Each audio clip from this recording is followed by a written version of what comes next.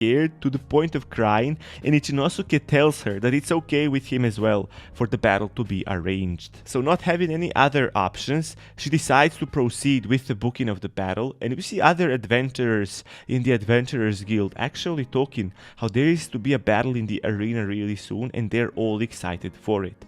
Now, as a little bit of time passes, we see Ichinosuke and this thug standing in the arena, as Haru is still really worried for her master, while she's standing next to the merchant bunny lady, who explains the rules, and basically the only rule is that if the victor isn't decided within the 10 minutes, the match will be concluded. Now we get a close-up of the thug and Ichinosuke, and this thug has a really nice hairline, bros, you know, as if he's an egghead with a mop on the top of his head. He's laughing really menacingly at Ichinosuke, who we see is really confident and kinda not amused with the act of this guy, as he lets Ichinosuke know that they can start whenever Ichinosuke is ready, basically because he thinks he's stronger, so he's gonna allow for the first attack to be done by the weaker individual. And we actually see 3 masked people behind this thug, and Ichinosuke asks him why are they standing there. This was supposed to be a one-on-one battle, and this guy calls Ichinosuke a coward and says because he is a coward, he called these guys here to make sure that Ichinosuke doesn't run away. Ichinosuke kinda understands this, but he thinks that they are sus because they're wearing masks, and he throws a coin to this thug, saying that this is for the rental fee, and this thug looks towards the coin trying to catch it and tells Ichinosuke that he'll give it back because he doesn't like being indebted. And while the coin is flying and this thug is distracted at looking at it, we see Ichinosuke getting serious and charging straight at the thug, slamming his hand in the stomach as if the thug is pregnant with a baby Ichinosuke doesn't want, and we see the guy almost fainting from the power he felt from the punch received by Ichinosuke. Cold sweat starts dripping all over his body as he falls down on his knees, and then with his face flat on the ground, as he comments in a really shaky voice and with almost no breath, saying, "You are also a fighter?" And Ichinosuke is actually surprised because this guy can still speak, as he actually compliments him, telling him that he is tough, but then he disregards it, saying that the guy didn't die immediately because Ichinosuke wasn't going all out right now. And the thug now starts laughing, saying how he was right to bring some backup because fighters are strong in one-on-one physical combat, but they are weak to magic, as he yells to the 3 masked guys to use their spells on Ichinosuke and kill him off, and we see all 3 of them using petted fires. Ichinosuke is left unamused as the 3 petted fireballs are flying at him, and as the flames engulf him after they hit him, we see Haru getting really concerned as she yells out calling for her master, and the thug guy confidently smirks and laughs, saying how the battle is over before it even started, but from all the smoke, we see Ichinosuke's hand emerging as he swipes it left, like that girl on Tinder you wanted to date, and the smoke starts dispersing from this hand movement, and we see the thug absolutely scared for his life as he doesn't understand how can Ichinosuke still be standing and with no injuries at that, and Haru is happy and relieved that her master is fine. Ichinosuke then menacingly starts walking towards this thug and tells him that he isn't a fighter as a job, but that his job also uses magic too, and he then extends his hand forward and tells them in a really ominous voice that they need to pay attention now because he's gonna teach them now what true magic looks like. And we see all 4 of them absolutely frozen in fear, and just a couple of moments later, Ichinosuke yells out "Petit stone, petit water, and petit wind," hitting the 3 masked guys, and as they are flying away, we see him looking at the thug now really angrily as he lifts his hand upwards and yells "Petit fire," and almost a comet appears in his hand. But that isn't all, because he amplifies it now, causing a huge blast wave as he's holding a sun emit from his hand upwards, and the thug is now screaming in fear as he's afraid for his life now, and we see the audience, Haru and the merchant lady, all surprised at the magnitude of this fireball that's supposed to be petted fire. But then suddenly, Ichinosuke pulls it backwards and doesn't use it against the thug, deciding to spare his life as the thug beggingly asks him what kind of a monster is he, and Ichinosuke responds how his class doesn't have a name. And we see him thinking to himself because he doesn't actually have a class. As he approaches the thug now and in a really threatening voice tells him that he should convey a message to his noble master named Orijiru, and he tells this thug to tell the master that he is a coward and he will run and hide, but Haru, if he ever hurt his precious friend, he won't hold back, even if he is a nobleman, as he lets this thug know how this is the only reason that he spared his life, so that he can convey this message to his master. And Ichinosuke also lets the thug know how he will use him in every way possible to deliver the message to this nobleman, and the thug is at a loss for words because of all the fear he's feeling right now, and before he can even mutter out anything, he hears slash said by Ichinosuke, and before he even realizes what's going on, we see his leg getting chopped away, and Ichinosuke is just looking at him with a killing intent, and this thug starts yelling in immense pain, crying out for his leg, and the merchant runs in saying that the duel is over, as she gets closer to the thug trying to treat his wound. Is my bro a simp who went Giga Chad for his girl? I mean, he's not a simp. Let me get something straight. You're not a simp if you're nice to a girl. You're a simp if you're nice to a girl who isn't nice to you. But Haru is nice to him, so he's being nice to her. This isn't a simp. This is actually a Giga Chad move as well. Haru approaches Ichinosuke, hugs him, and begs him to stop pushing himself like this because she is worried for his well-being. And Ichinosuke lets her know how he's not pushing himself, and she begs him again to be more careful, to which he agrees to calm her down now. Two of them then look towards the thug who's getting treated by other adventurers, and Ichinosuke thinks how he wasn't planning to end things in this gruesome way, but always trying to be a good guy even in the face of bad guys can get pretty exhausting. So that's why he chopped up his leg, and he then thinks that because he showed so much power, the rumors will likely spread about him being a really powerful individual, but that will also probably cause people to stop provoking him and Haru as often. We also see Joffrey and Alice thinking how Ichinosuke is way more powerful than they initially thought he is, and Alice comments how he is really amazing, and Joffrey then, with a confident look on his face, tells Alice that since there are great people like Ichinosuke in the world, they should also strive and try to do something great. Now we go back to Ichinosuke and Haru, and Ichinosuke tells Haru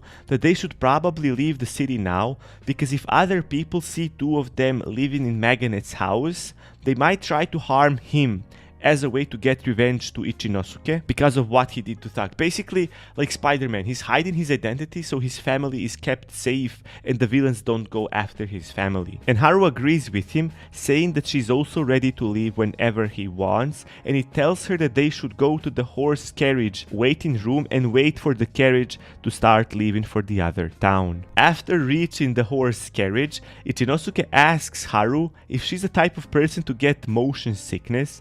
She comments she isn't, but Ichinosuke is a little bit worried that he might be that kind of a person because he's never ridden a horse carriage before, and as he's a little bit concerned about this, he hears somebody yelling, "Hey rookie!" And as he turns around, it's Jeffrey and Alice. They let Ichinosuke know that after selling the lizard scales and all the other items that dropped from the lizards, they made so much money, and Ichinosuke kinda not sincerely tells them how that's great, to which they respond that they've already spent all of that money, which surprises Ichinosuke now, and my bro always thinks he can't get more surprised how idiotic can they act, but every time he sees them, they act even more idiotic, surprising him over and over again. But they let him know how all the money they spent on this horse, because they're gonna use him to go on a journey. And we get to see this horse while Joffrey and Alice are petting it, and we see Ichinosuke thinking how this isn't a horse,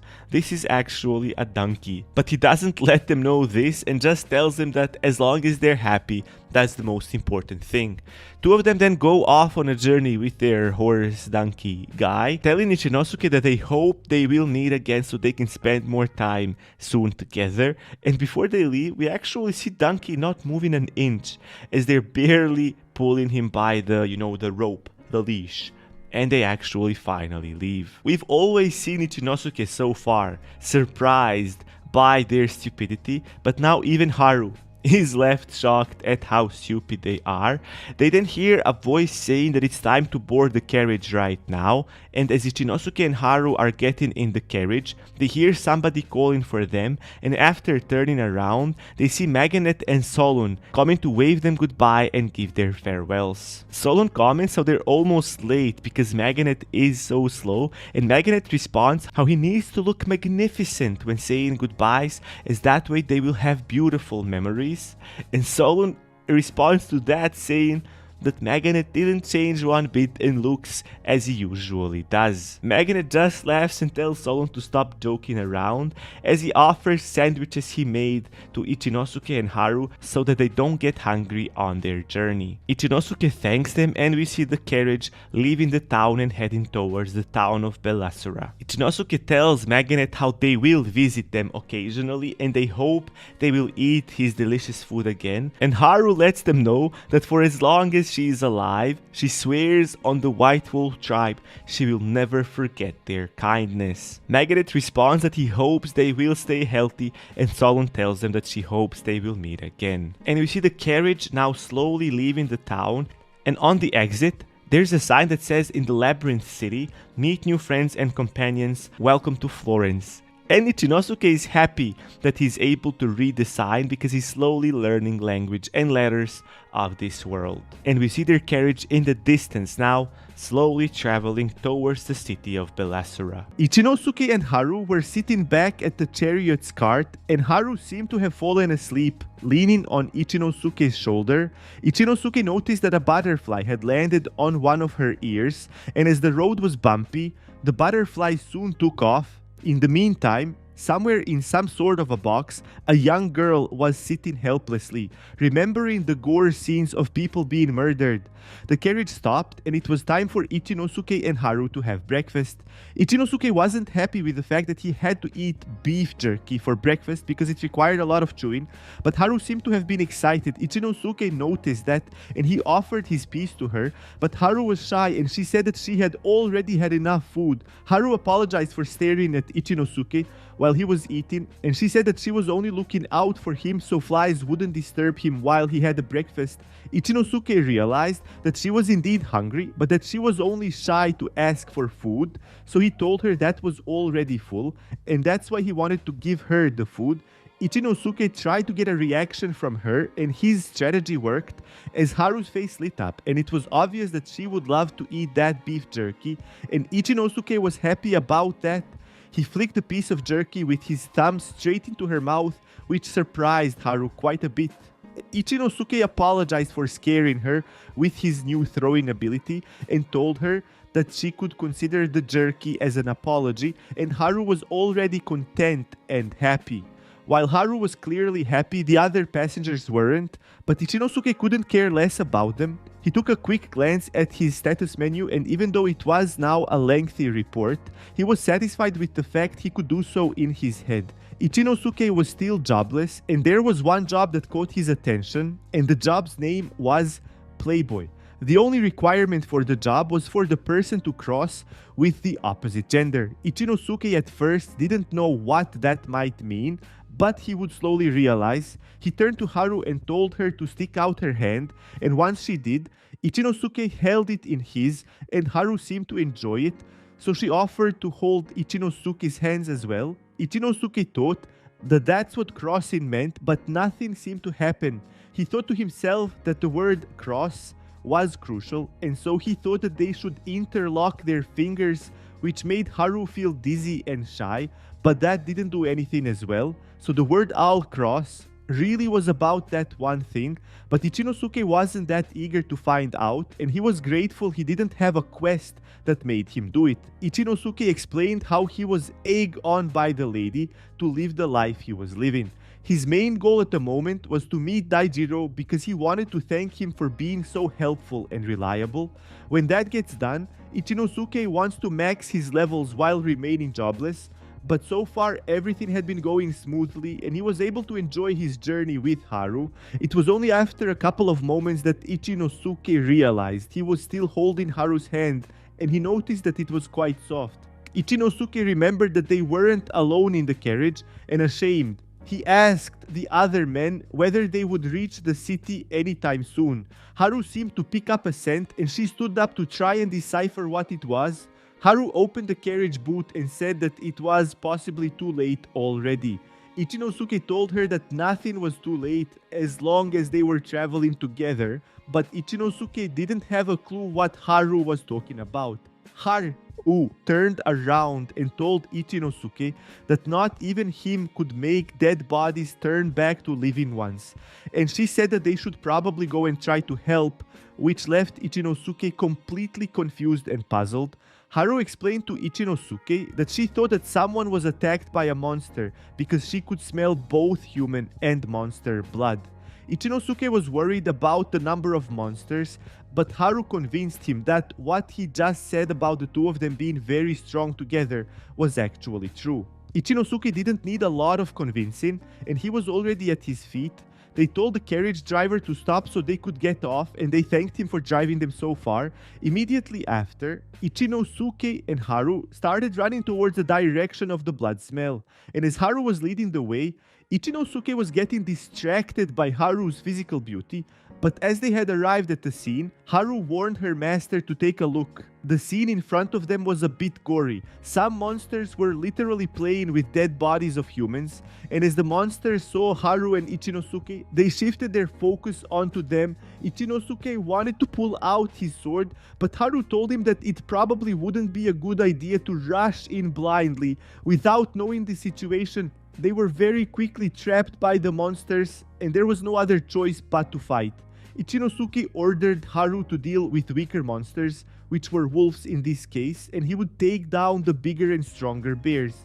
Ichinosuke jumped in front of the bears and was able to cut one's head off immediately, but he was surrounded from all sides. One of the bears tried a sneak attack from behind, but Ichinosuke was able to duck and slice its paw off. He stabbed another one into the stomach, but his sword got stuck and he had to resort to using just his hands. He dodged an attack and took the back of one of the bears and used a rear naked choke to choke him out. Ichinosuke was quick to stand up again as he expected the other bears to continue coming at him, but it seemed that they finally had enough, so they turned around and walked back into the forest. But the bears stopped for some reason and they all gathered around a single spot and they started digging. Ichinosuke couldn't understand what they were doing, but there was clearly something in the ground. He could detect it from a distance. Ichinosuke was angry that the bears were ignoring him, so he jumped high into the air and with an axe kick, he landed right among the bears and started the fight once again. Ichinosuke got hold of his sword once again and he immediately sliced open another one of the bears.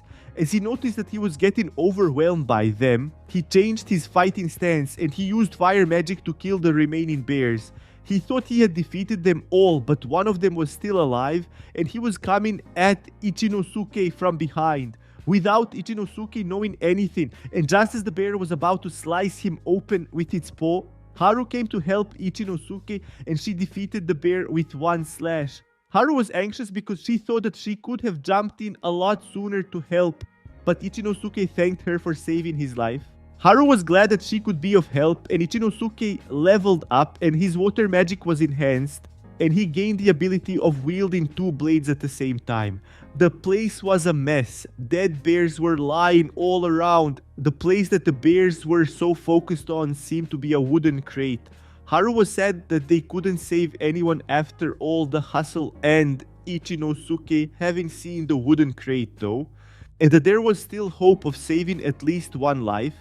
They dug the remaining earth from around the crate, and once they opened it, they saw a little girl inside. She was rather surprised to see anyone. Before anything else could be done, Haru warned Ichinosuke that there was going to be another swarm of monsters and that they were approaching very fast, because they were in a forest near the main road.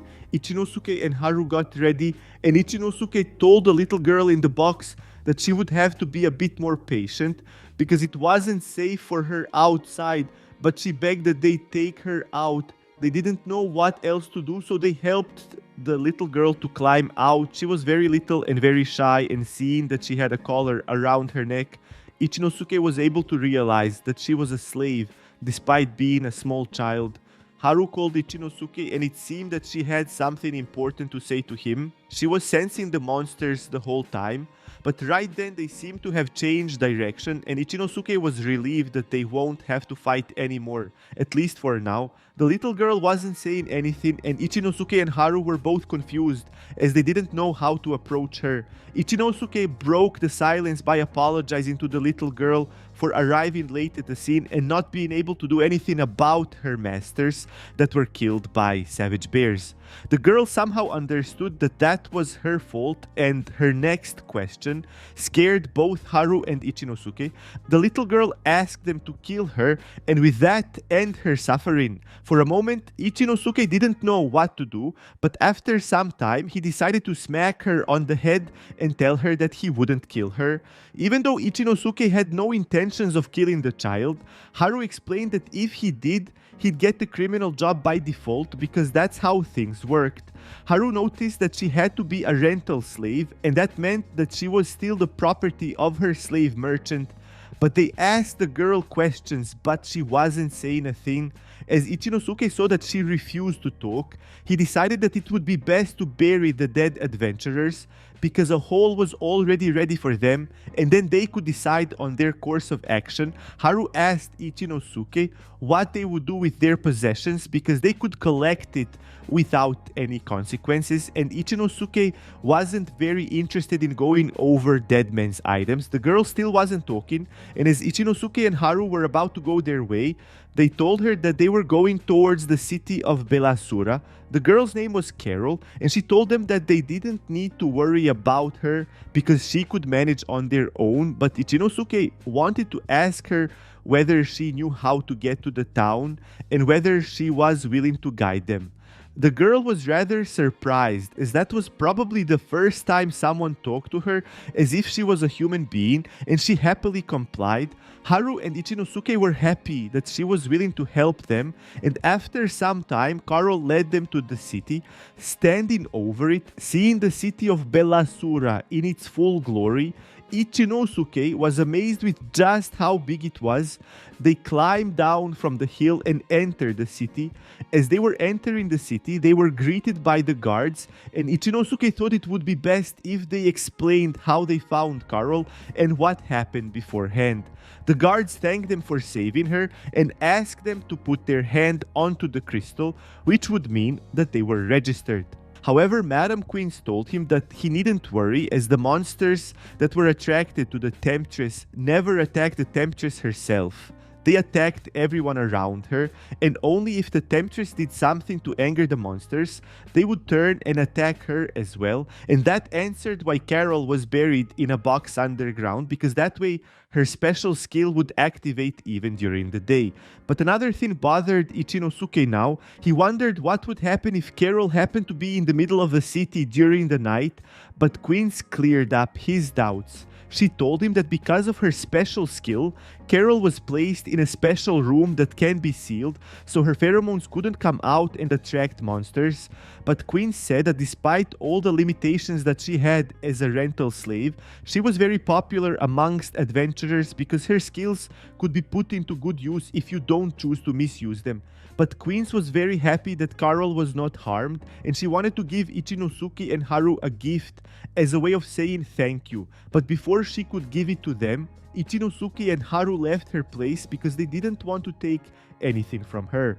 While Ichinosuke and Haru were walking around the streets of Bellasura, Haru asked her master whether he would be able to change Carol's job, and Ichinosuke told her that she was right and that he did have that ability, but it wasn't as simple as that. Ichinosuke could only change the jobs of his allies, and he would have to rent Carol to finish that. But that wasn't the main problem. The main thing that bugged Ichinosuke was that if he were to do that, his ability would be discovered, and to stop that he would have to buy Carol off completely. But doing that once wasn't such a big deal, but Ichinosuke was worried about the future and what would happen if they come across another temptress or someone with another unique job. Ichinosuke wanted his secret to remain a secret, and he was aware of the fact that he couldn't save everyone he wanted to. For now he had Haru and he wanted to take care of her. Ichinosuke turned to Haru and told her that if he set Carol free and if he changed her job, her life would change dramatically and there was a possibility that she wouldn't be able to adapt.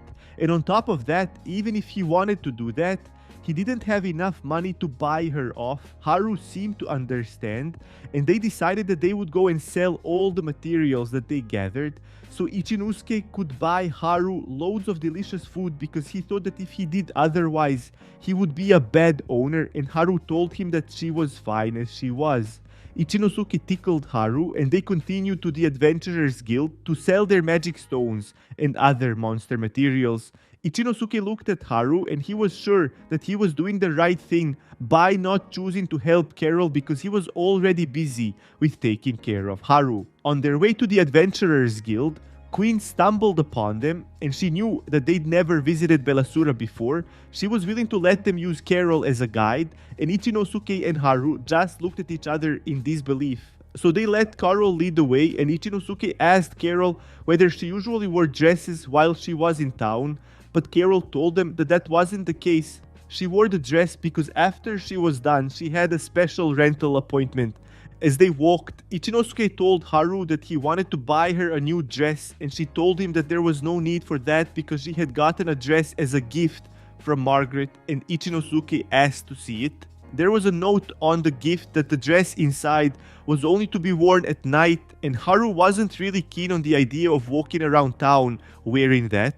As the two of them talked, Carol observed them and it seemed that she had a question for them. She wanted to know whether or not they were a master and slave, and even though they were, Ichinosuke replied negatively. He told Carol that Haru was his precious friend, and Haru was surprised by those words, and Carol was really happy to hear that they had such a relationship between them. Carol led the way and she explained all the intricate details of the city that were known to her. Carol told Ichinosuke and Haru to stay away from back alleys in the gambling area as they were filled with shady guys and they weren't safe. She told them about a great lodge in the Inn Street and she added how all of the guilds located there were safe. Carol said that the town even had a dungeon and Ichinosuke was surprised by the vast knowledge she had of Bellastra.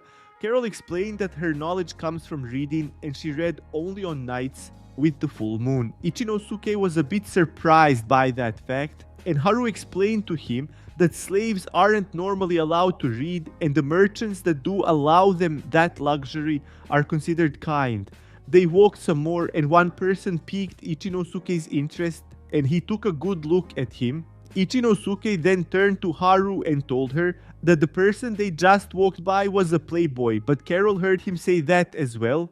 Carol asked Ichinosuke how he knew his job and Ichinosuke had to lie his way out of a situation that he put himself in order to keep his secret from being discovered. And therefore he told Carol that he could see that the person was a playboy by looking at his face and attitude.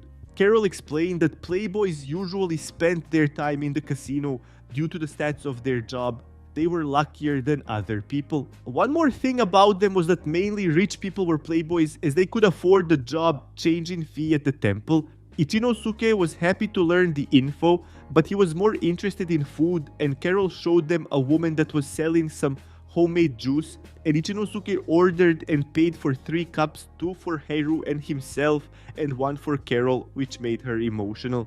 They sat down to drink their juice and Haru commented how delicious it was, but Carol wasn't talking at all. She was completely invested into drinking something that she rarely had. Ichinosuke held his cup and he agreed with Haru and she said how she was hungry and Ichinosuke suggested that they go eat something, so they asked Carol to take them to a nice place with good food. Carol led them to a restaurant and they went inside. When Haru and Ichinosuke sat down, Carol remained standing next to them and only after Ichinosuke told her to sit down and that they would eat together did she choose to sit at the table. That reminded Ichinosuke of his first encounter with Haru and Haru said that that was normal because slaves were taught to behave like that. Even though Carol got permission from Ichinosuke to sit down, she was still shy and Haru had to encourage her even more. They couldn't decide what to eat, So Ichinosuke asked Carol to tell them what was popular, and when she did, Ichinosuke ordered 3 bacon egg sandwiches. The food arrived and looked extra yummy, but no one at the table made a move. Ichinosuke realized that the girls were waiting for him to start, and once he took a bit, he told them how delicious it is and that they should eat too. Both Haru and Carol were happy and they both enjoyed the sandwich. Haru had a satisfied look on her face and Carol was crying from happiness, as it was probably very long ago she had something delicious to eat. Ichinosuke asked her whether she had been here before because she recommended the place and what to order, and Carol explained how her knowledge wasn't from experience, rather she read about the place in different travel journals. Ichinosuke paid for the food and they continued their way to the Adventurers Guild.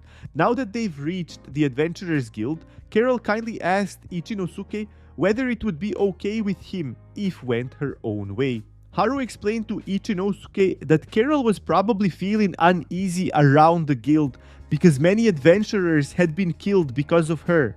Ichinosuke took what Haru said in consideration, and he told Carol that she could go about her business and send their thanks to Quince, and once Carol was gone, Ichinosuke and Haru entered the guild.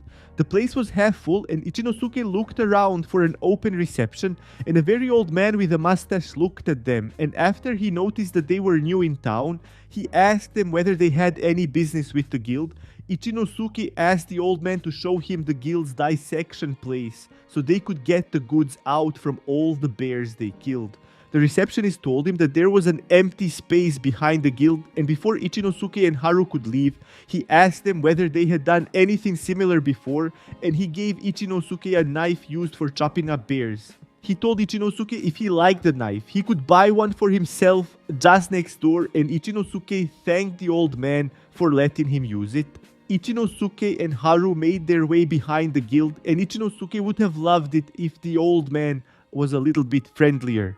Before they started dissecting the bears, Ichinosuke used his special ability to change their jobs to hunters, and that gave them the necessary skills for the task at hand. After everything was done, they increased their levels as hunters, and as they were washing and cleaning themselves, a group of 3 thugs came up with the idea of robbing them. Ichinosuke was annoyed with them and he tried talking to them, but that clearly wouldn't work. Haru wanted to deal with that, but Ichinosuke told her to get behind him, and the next thing we know, the matter had been resolved. Ichinosuke was glad to find out that he wouldn't lose his jobless title, as he wouldn't end up getting the thief job from self-defense. And the thugs were so afraid of him that they even helped them carry the dissected bears. And once their job was finished, Ichinosuke reported them to the guild as well. Ichinosuke scolded them and told them that if they wanted goods, they should hunt for them themselves, and the thugs seemed to listen to him.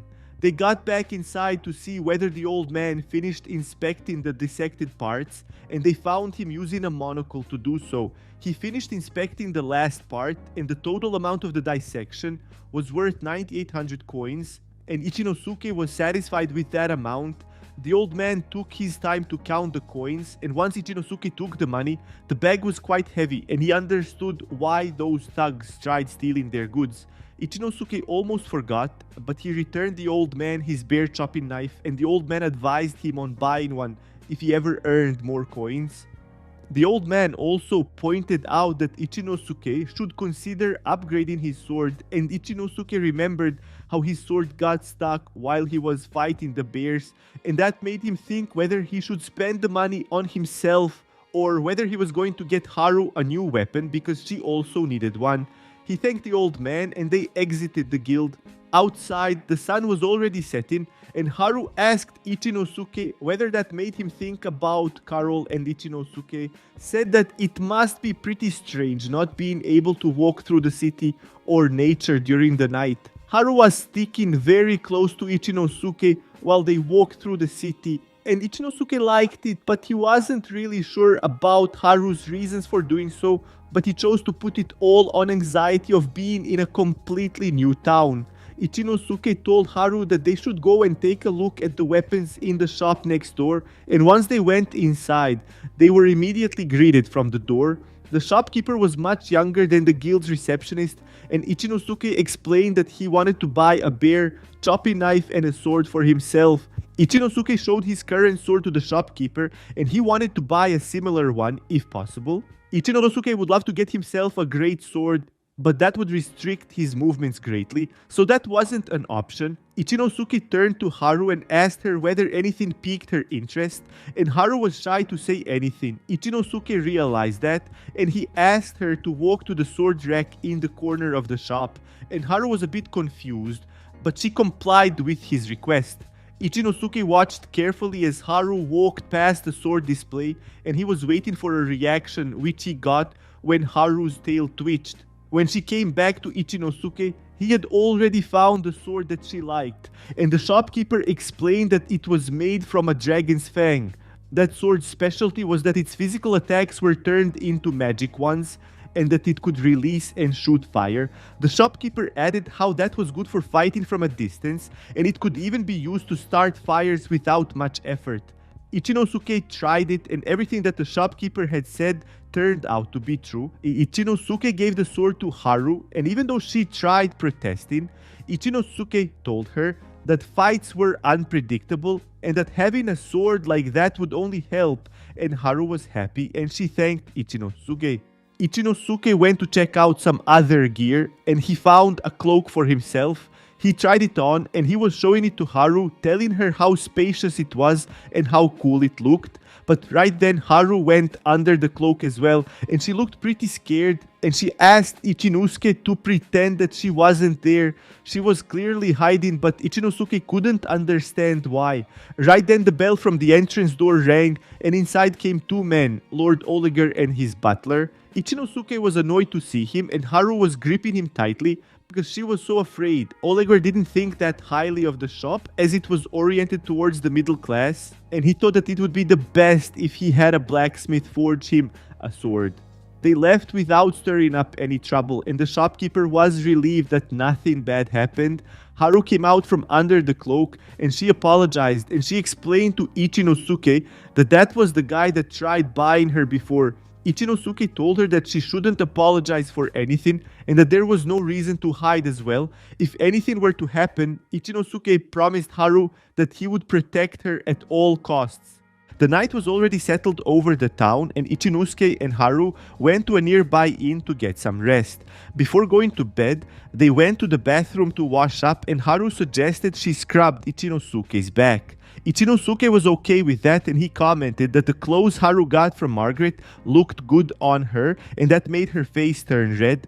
When Haru started scrubbing Ichinosuke's back, he told her that he wanted to talk to her about something, and Haru was surprised to hear that because it wasn't very often that Ichinosuke did that. He told her to relax, and he proceeded to tell her about himself. Ichinosuke explained to Haru that he was from Japan, and that before he came to that world, he lived together with his sister, and his parents had passed away when he was little. On his way to job hunting, he was involved in an accident, and that's how he met the lady that gave him his special power. Ichinosuke pulled out his status card and showed it to Haru. Haru was confused to see that his job title was completely blank. Ichinosuke just proved his theory about no one being able to see his job title because it wasn't actually blank. It said Ishii jobless. But for some reason no one could see it, but he chose to tell Haru everything. He turned around and told her that it wasn't actually blank, and that he was level 62, and that his main job was being jobless. And even though it was the first time Haru ever heard of that, she believed whatever her master said, and Ichinosuke thanked her for that. Haru thought that jobless people couldn't gain any additional stats, and that they couldn't learn any new skills. But that wasn't the case with Ichinosuke, and that confused her. However, Ichinosuke told her that that was true, but only for people below the level of 20, and once they hit level 20, they could learn all sorts of powerful skills, and that's how he was able to change Haru's job title as well. Ichinosuke also added that the lady told him that to everyone else that would seem impossible, so he shouldn't go around and tell everyone about it, and Ichinosuke told Haru that he believed her, and that she was dear to him, and that's why he chose to share that with her. Haru was moved by her master's words, and she said that his secret would be safe with her, even if she was at the risk of dying. Haru proceeded to scrub her master's back, and they were both happy, and for a while they didn't talk about anything. But after some time, Haru said that there was something she wanted to discuss as well, and she asked Ichinosuke's permission. Haru was a bit shy, but she proceeded to tell her story. It happened 14 years ago, and there was a war in that world between humans and demons, and the strongest hero clashed with the demon lord, and the battle lasted for some time. Haru's clan, the White Wolf clan, was a proud clan that always followed whom they considered strong, and so they had individuals that followed the hero and ones that followed the demon lord. That was the time that the whole clan was divided into those two groups, and her dad was following the demon lord. Haru continued her story, and what happened after the demon lord was defeated was that her father was sentenced to death because he was an avid supporter of the demon lord, and her mother was spared, but she was sentenced to life imprisonment. That led to Haru being sold into slavery, and Ichinosuke interrupted her to check and see whether she was fine before she could move on. Haru was feeling alright, and she continued her story. She was happy when she found out that Matthias bought her off, and she knew that if she had been sold to another country, that her whole life would have turned out very differently. Haru explained how she worked as a dungeon guide for some time, and every time a dungeon was cleared, the adventurers asked to buy her, but she kept refusing their proposals, and everyone stopped hiring her completely. She knew that they paid lots of money to hire her, and she could understand their frustration. But what bugged Haru the most was that she wanted to know what Ichinosuke felt about her and what her value was in his eyes. Even though Ichinosuke wanted to tell her how beautiful and good looking she was, it wasn't the right moment for that, and he told Haru that she was someone whom he loved and whom he couldn't live without. Haru also told him that because she spent some time serving the demon lord, she didn't know whether or not she was worthy to serve Ichinosuke, and that seemed to bug her the most. Ichinosuke told her that he couldn't care less about that, and he hugged her and told her that what was in the past was no more.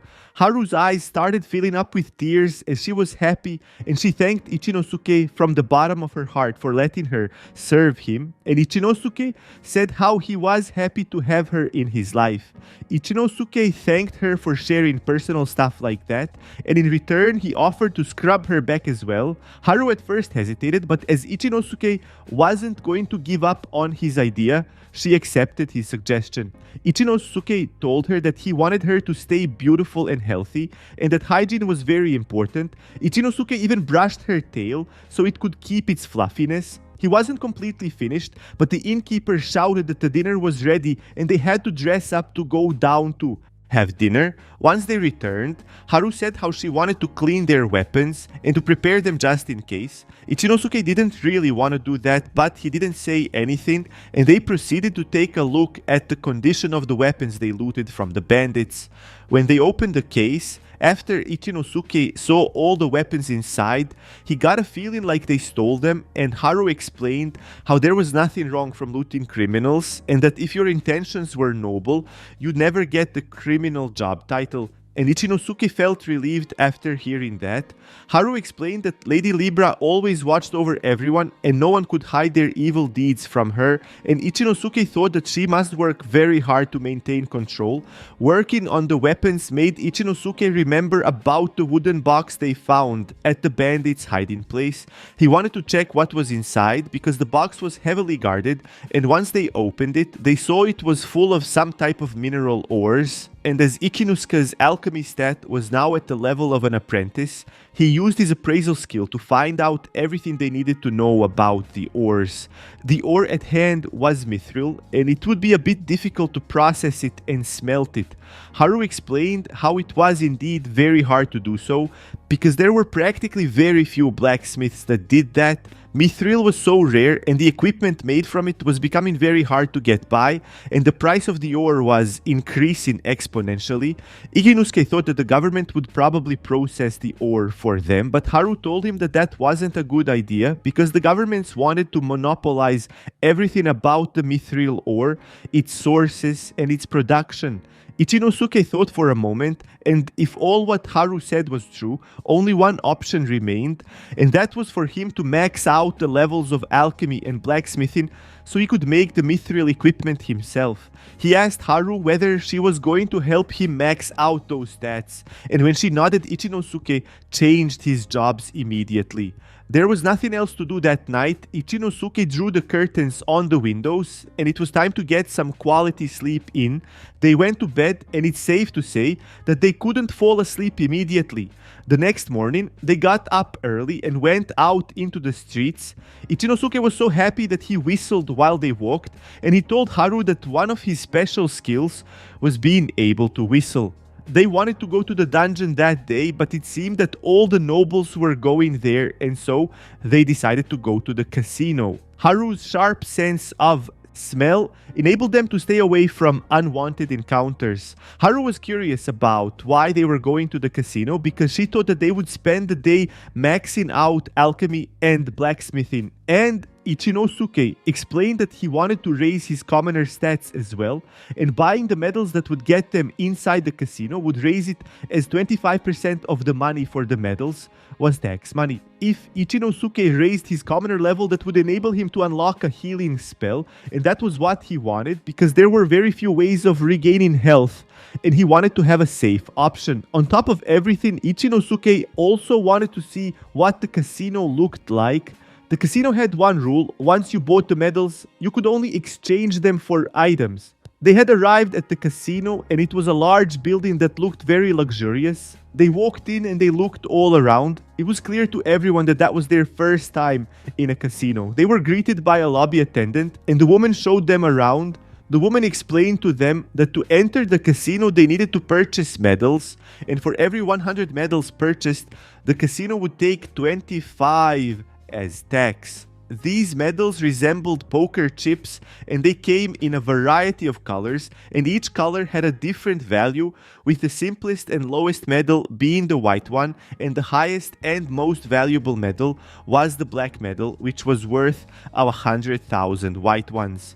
Now, when everything was explained to Ichinosuke and Haru, Ichinosuke decided to buy medals worth 400 cents, and immediately as he had made that order, his commoner level had increased. Before they even went to try their luck, Ichinosuke asked the receptionist whether it would be okay to exchange some medals immediately for a scarf that he had seen, and Haru realized that it was for her, and that made her really happy.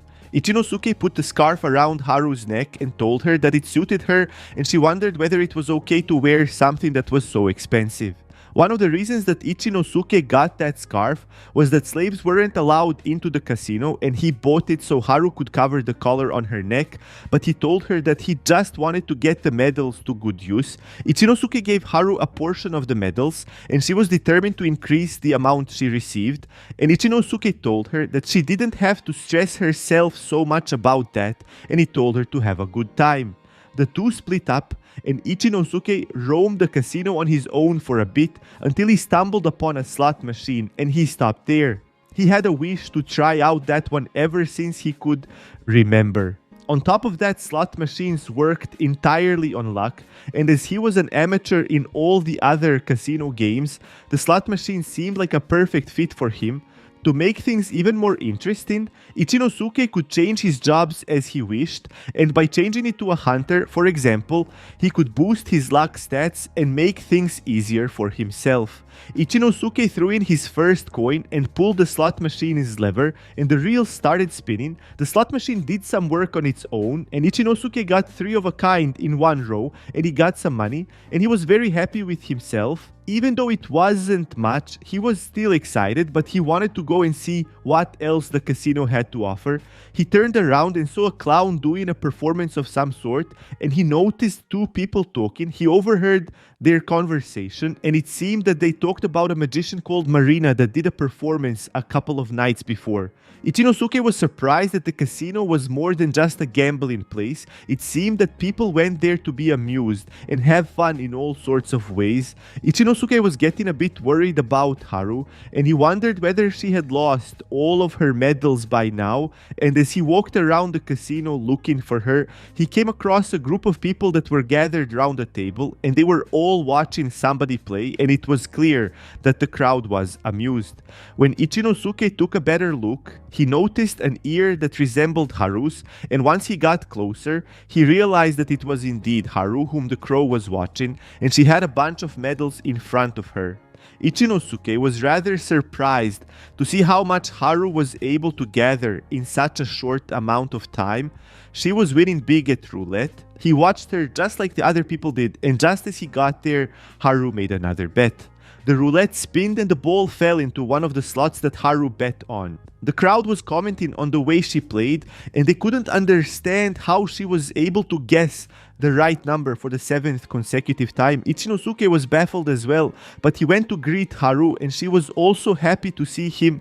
However, she seemed ashamed as well. She explained to Ichinosuke that she had to bet on several numbers because she wasn't really sure on which number the ball would land, but she could make a pretty good guess, and Ichinosuke couldn't believe that she was apologizing for that. He asked her how many medals she got, and Haru was able to earn 12 black medals in such short time. Ichinosuke realized that 12 black medals was worth a lot of money, and he thought that if he let Haru play at the casino every day, he would be taken care of for life, and all Haru could think about was exchanging all of those medals for food. While they walked towards the reception, they were greeted by someone who was congratulating Haru on her amazing feat at the roulette table. It was the casino's owner, Gorsa. Haru and Ichinosuke were a bit surprised, and Ichinosuke thought that Gorsa thought that they were cheating and he wanted to perform some checks with them. However, the reason he greeted them was that he was impressed by the way Haru just played and he wanted to play some game against her. Ichinosuke tried to speak his way out of such a proposal, but by saying that they were just amateurs, but the owner was persistent. Ichinosuke could see his job as well, and he was a level 39 gambler. Before they could do anything, he invited them to a VIP table, and Ichinosuke was worried that there might be problems because Haru earned too many medals. Ichinosuke was trying to think of a way that would enable them to exchange their medals before they lost them. Gorsa was a bit surprised, and Ichinosuke explained that they only came in to try their luck a little bit, and they wanted to have some fun.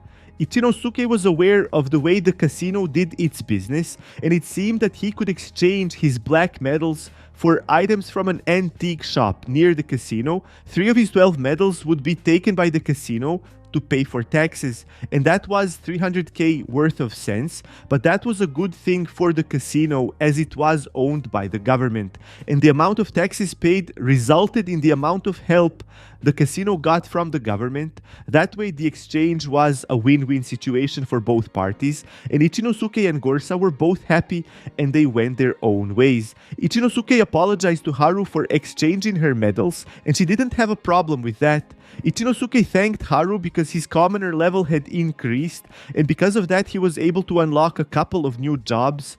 The jobs he unlocked were Magic Scribe and Apprentice Warlock, and he unlocked and leveled up the Yell skill.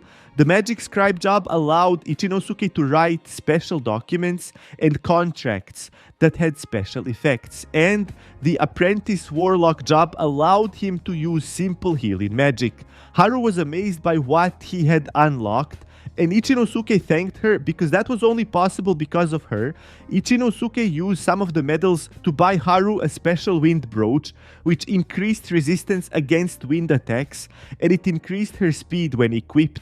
Ichinosuke thought that that was a great gift for Haru as her fighting style greatly depended on speed, and Haru loved the way it looked, and she thanked Ichinosuke for buying it. Ichinosuke wanted to get something for Haru which wasn't earned by Haru herself.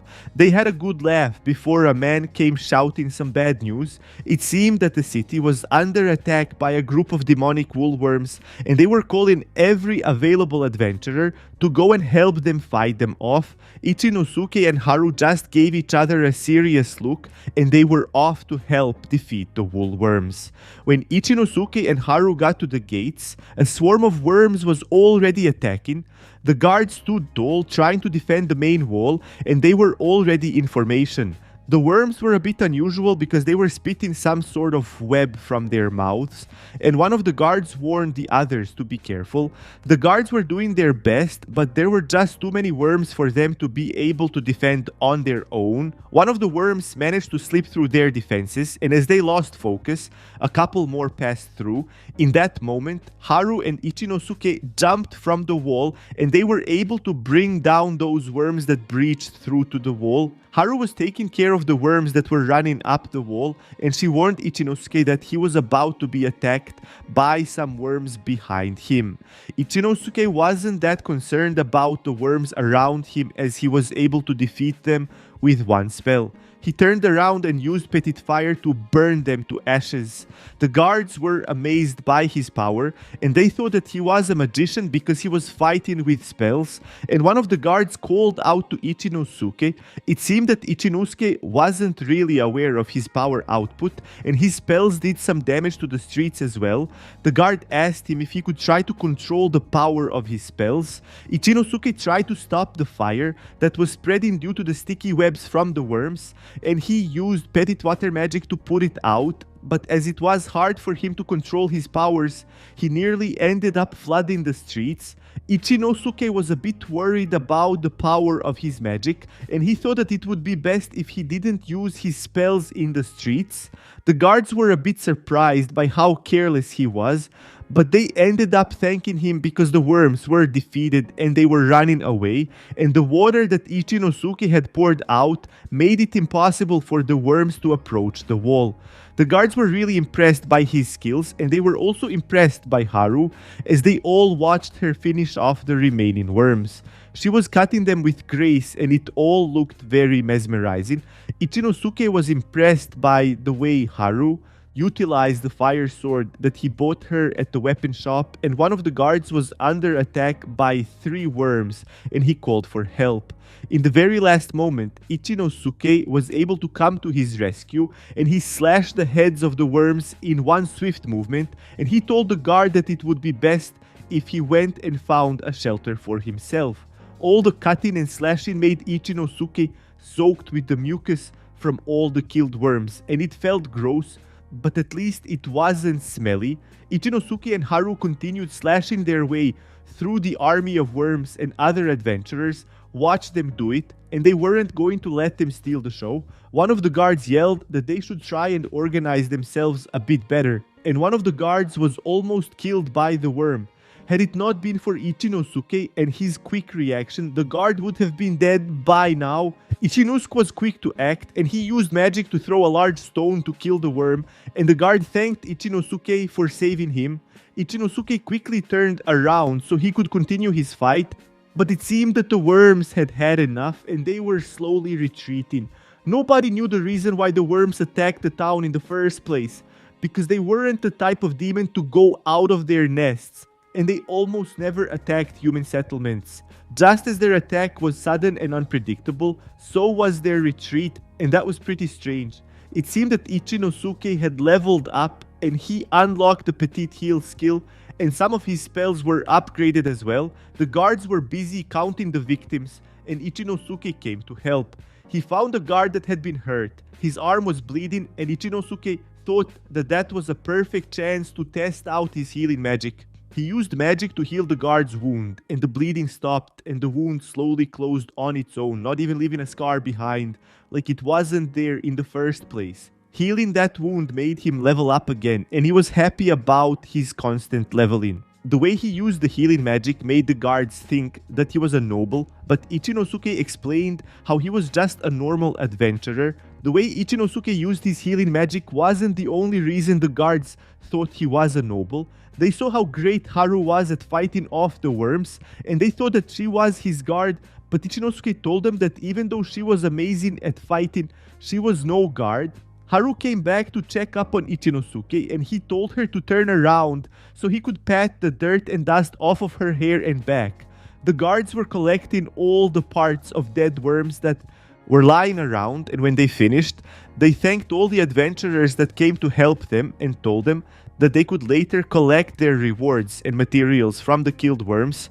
Ichinosuke knew about the cash prize, but he wasn't sure about the materials that they were about to receive as well. It seemed that the web that the worms were spitting resembled sheep's wool and was a great substitute for it. On top of that, it was great for trading. The only downside was that the production was a bit of a tedious process, as the thread required extraction, and therefore the materials first needed to be sent to a spinning guild, where that could be achieved.